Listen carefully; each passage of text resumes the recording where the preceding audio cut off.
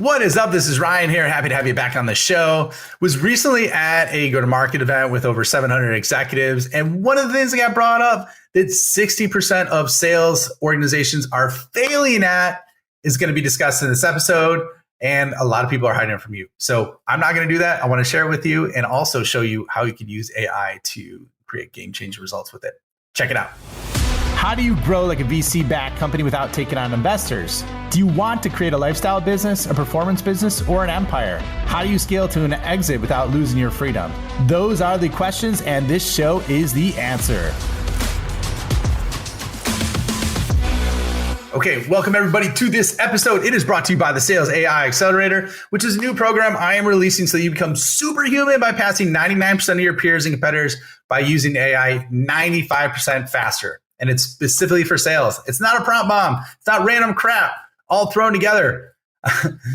Be the first to know when it is released, again, by getting on the exclusive waiting list. It is in the show notes. So you're going to want to hop on that if those results sound attractive to you. All right, now on to the episode. Okay, so one of the biggest problems that was identified specifically for high performing sales organizations and missed opportunities and resource strain was the inability to generate a clear, hard-cut ROI that your customer believes in, right? So to actually identify tangible outcomes for the solutions that are generated, okay? And so I'm sharing that with you today, and most people don't talk about this in public, right? This is like, I've looked at a lot of studies and that was never really identified. This was in a live session with a lot of executives and they had to vote. Right. And it was like a Slido vote. And that was like the number one was 60%. And so it's kind of like a leaky boat in the middle of the ocean. Like you're scrambling to scoop water out, but it keeps coming back. And so that's what happens with your sales funnel when you don't address this. Okay. And so leads are slipping through the cracks. Opportunities are slipping through the cracks. Close rates are plummeting. All those are a result of this one piece. And so that's why I had to share it with you. And so what I've realized is different organizations have different resources for this. Now, if you look at bigger companies, let's say like Red Hat or Cisco or someone on that size and scale, what you're going to see is those companies effectively have roles carved out specifically for this. Okay.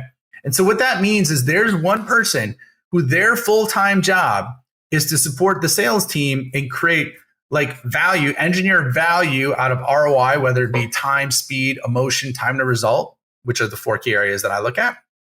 And identify that, quantify that, study that, and create it for the solution, okay? I would say probably close to 90% of people that, maybe, it's probably 95% of companies do not have those resources. That's only for really, really big resources, okay? And so one of the things is I'm like, all right, how do I create this digital value advisor for anyone? How do I democratize it and create it for anyone by leveraging AI, okay? And so that's one of the things that we're going to talk through today is really like how you could do that and how to make that a reality. And so, so let me take a step back. And I know I kind of glossed over this, but like if you do this, like you're going to have a personal assistant that's smarter than Einstein and faster than Usain Bolt, right? It could identify outcomes and then even generate a guide instantly. And then later you'll be able to use it to customize ROIs for you specifically. Okay. Now, what I'm going to tell you is this is not 100% foolproof. So like, this isn't you just push the button and you do nothing. You don't look at it. You don't pay attention to any details and everything's done for you. Like it's going to get you 90 to 95% of the way there. Okay. And it's going to get you thinking, right? So you got to use that last 10% to really generate the results, or there's a potential that you're going to mess up. All right. So I just want to frame that up with a lot of this AI stuff. Even if you're using companies that have designed solution, very, very rarely is it one button push, everything's done for you and it's perfect. Okay. So always, always, always do that extra 5% or 10% on the quality side and it'll tip the scales in your favor. Okay. So going back to like quantifying outcomes. So I want to talk through this because this was game changing. I'll tell you an exact story of like when I use this and the result that happened for my team. And then it'll also segue into like, how do we create that digital value advisor leveraging AI? Okay. But you got to have this foundational element to understand it. So when you do that last 10%, you truly, truly understand like what's going to happen or what you need to do to kind of take it and bring it home. Okay. So what happened was we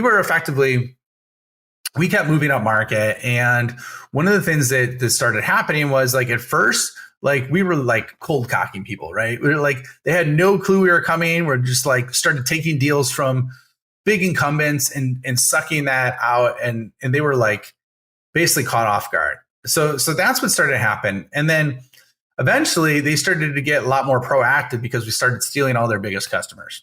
Okay.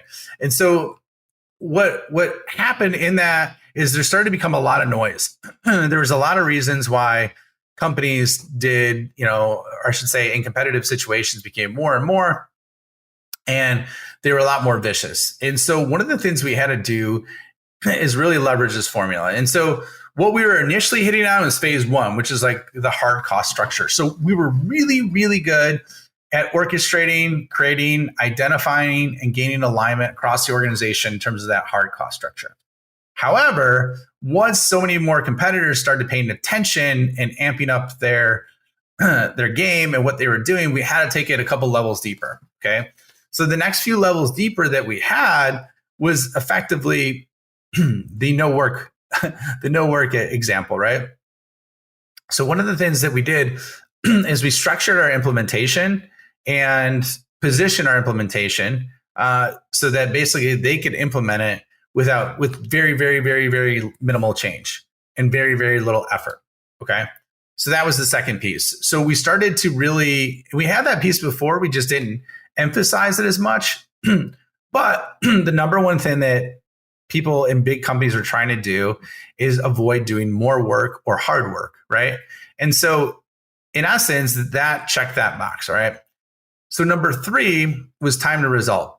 The other thing that we did is whenever we presented a solution or how we were doing it, and this could be through a POC, this could be through a partial implementation, it could be a full implementation with not everything included, is really what we did is, not all the products included is what I meant. So really what we did is we did that. So it's like, okay, now that we had the solution that we know got the ROI, then we made it so it was like very simple, very low effort to do. It's like, okay, what's the next phase that we can make sure that they get the result in the fastest way possible? All right. So what we did is we integrated that into our messaging, our positioning, our presentations, and even our solution design of what we actually proposed so that basically they could execute it super fast. And so think of it as cost savings, no work, instant result. Like those are the 3 components. So that's the foundation for what I'm talking to you about today. And so I'm going to pull some prompts up so you have an example. And this is something like in the Sales AI Accelerator that I share with you. This is basically like a whole prompt library, which is freaking amazing. And I've tested these, and they're basically agnostic prompts that you could leverage across anything, right? So this one, and I'm looking off, if you're watching some video on YouTube, like I'm looking off and I'm identifying this. So what I'm effectively doing is asking ChatGPT to act as a value engineer who worked at companies like Cisco, Red Hat, and Salesforce. And what I'm doing is I'm identifying those 3 things. Okay. I want you to quantify solutions through quantifying financial outcomes, which is either increased revenue and decreased costs, quantifying time saved by full-time equivalents or effort, accelerating time to result, right? Those are the 3 areas. And then I ask it to create a 1-page briefing document. And then I assume I am selling this solution, right? And then I give instructions for the solution. Now there's more to it than that, but I wanted to give you like the core basics of this so you can kind of check it out. And so effectively there's other things that you can implement in terms of emotion and, challenges and psychological areas that they have when those problems are solved. I should say not that they eliminate when those problems are solved. So, however, that's kind of like the core framework. Like I mentioned, I gave you the framework. I gave you effectively like a high level AI prompt, or at least the concept so you can apply it. And then the awesome thing is what it does is it creates those specifically for that solution and what you're selling and who you're selling to. Now you can take it one step further and even put the company link in there as well in terms of what you're doing. I use this in ChatGPT, which I think is the best for creative thinking like this. And so it created that. And then effectively after it did that, I also asked it to create a guide, a question guide. So I want you to create a question guide so that I have questions to basically unearth these, ROI components for every single opportunity that I experience. Okay. Now, how this is a digital value advisor, this doesn't just give you the foundation for it. The awesome thing is once you have that implemented or set up or checked out, what you could do is a really cool thing is you could start to feed it customizations. So then what it does, it gives you ROI, not just on like who you are and what you do. It doesn't just create a guide for that, but it does it specifically for each customer you're working with. Okay. Now, what I would also say is ChatGPT has been known not to be amazing at numbers. So what I would use this for is that first 90% of ideas, questions to unearth those numbers. Don't use it for calc. Okay. I would not use it for calc as of right now. And if you do that, you wrap that together, like you are going to be looked at completely different versus every other competitor that you run into because of the fact that you're speaking in their ROI love language, right? Which is money, time, effort, right? And most people, according to the survey, 60% of people don't know how to do this. This is from executives.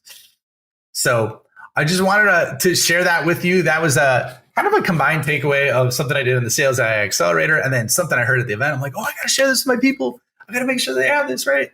So anyways, really simple use case, something that you could leverage. And so what you'll see is there's a lot of use cases to create your own digital advisors on different things in your life, in your business. And we're going to talk more about that in the future. And this isn't just applicable to business. This is, like I said, your personal life. This could be with family. There's a lot of other things that we're doing. And so really wanted to share that with you.